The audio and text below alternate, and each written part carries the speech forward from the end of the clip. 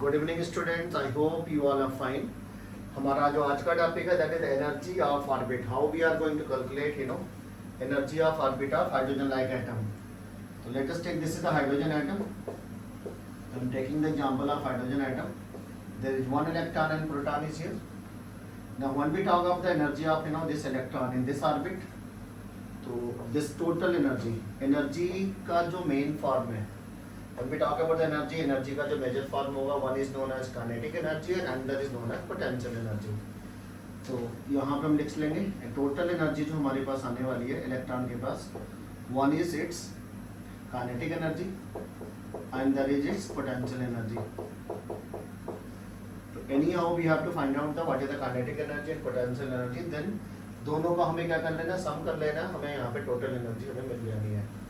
When we talk about the kinetic energy, electron का mass कितना बेटा है, moving with the speed v, तो काइनेटिक एनर्जी कितनी होगी, half M B square, that is going to be half M B square plus.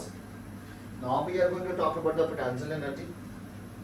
Potential energy की अगर हम बात करते हैं यहाँ पे कि पोटेंशियल एनर्जी होती क्या है, पोटेंशियल एनर्जी का जो फार्मूला होता है simply k dot q1 dot q2 by r, k dot q1 q2 by r।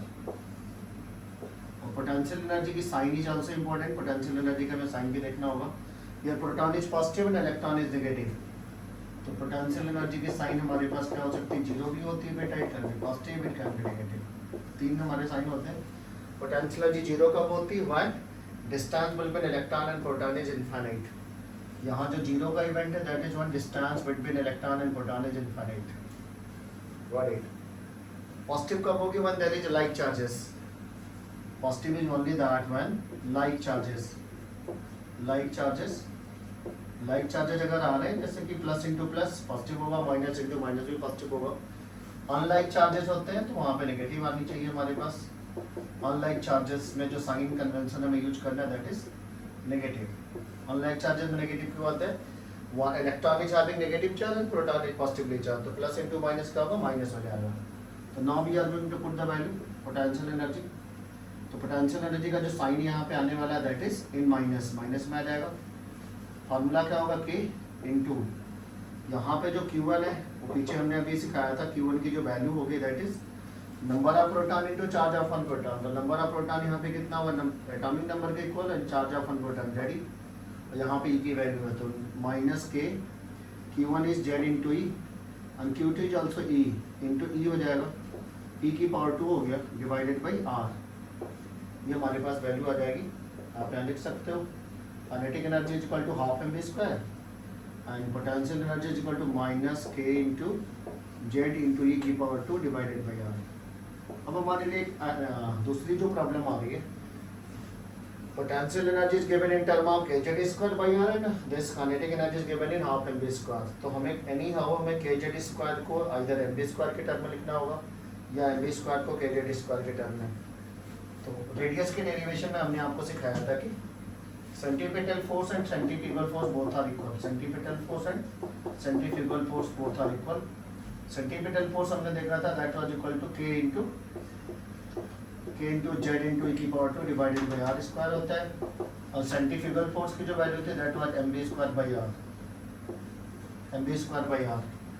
तो अपने को क्या करना, आर से इसका स्क्वायर उड़ा देना और दोनों साइड में 2 से डिवाइड कर दो। अगर हम दोनों साइड में 2 से डिवाइड करेंगे तो इसमें वैल्यू में कोई चेंज नहीं आएगी। हम यहाँ लिखते हैं 1/2 of k into Z into ई की power 2 divided by r is equal to half of m B square. Very smartly आपको क्या मिलेगा, काइनेटिक एनर्जी की वैल्यू आपको k Z square by 2 into r के टर्म में मिल जाएगी। तो एम बी स्क्वायर को हम रिप्लेस करने जा रहे हैं बाई 2 को।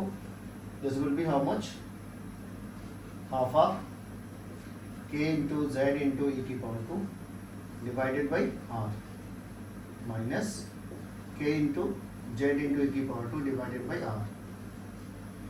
अब now k Z square by r को आप x मान लो, तो 1/2x माइनस x। तो दिस वैल्यू इज ये वैल्यू हमारी छोटी है, वैल्यू हमारी बिगर है। यहाँ माइनस का साइन लगा है, यहाँ पर जो रिजल्टेंट आने वाला that is minus 1/2 into k into Z into ई की पावर 2 डिवाइडेड बाई आर आ जाएगा। This is the total energy of electron in any particular orbit. Total energy of electron in a particular orbit. अब जो हमारा ये main formula आया हुआ है, this is equation number 1, this can be question number 2. Question number 2 में are की value हमें लाके प्लेस कर देनी है. आर की वैल्यू हमें क्वेश्चन नंबर 2 में प्लेस करनी है. तो आर की वैल्यू हमें यहाँ पे जो आर का हमें फार्मूला हमने डेरिवेशन किया था, जिसका आप प्रीवियस वीडियो देख सकते हो, जहाँ आर की वैल्यू थी N square H square divide by 4 pi square M K Z square. तो हम यहाँ पे वैल्यू रखने जा रहे हैं, that is the value of R. R की वैल्यू को हम क्या करेंगे, इस फार्मूले में रखने जा रहे हैं. तो इक्वेशन नंबर 2 में हम आर की वैल्यू रखने जा रहे हैं.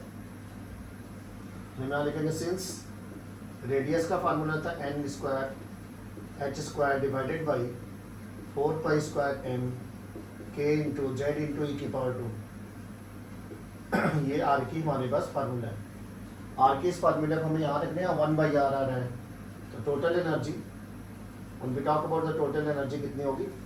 तो टोटल एनर्जी की बात अगर करेंगे तो that is equal to minus k Z square divide by 2 into 1 by are.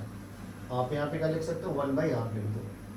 R की वैल्यू को रेसिप्रोकल में करके यहाँ पर प्लेस कर दो. Put the value of R in equation number 2.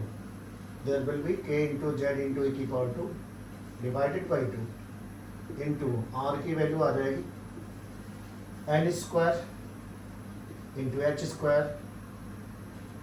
ये जो डिनोमिनेटर वाला डाटा है वो न्यूमरेटर में जाएगा 4 into pi square into M K into Z into ई की पावर 2.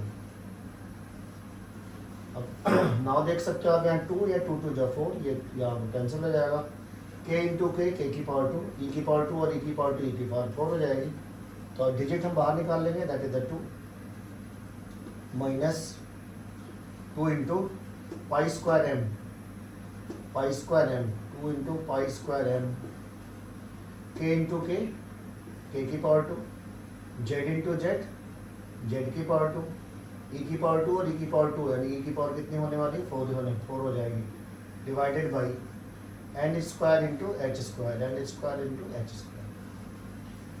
इस फार्मूले को अगर आप केयरफुली देखते हो तो व्हाट द कांस्टेंट आपको जो मिल रहा है वेरिएबल का क्या मिल रहा है, एन स्क्वायर और जेड इज वेरिएबल. और इस पूरे फार्मूले में जेड स्क्वायर और N square variable, rest are constant.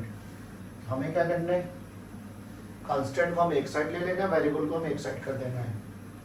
Constant will be one side and variable will be minus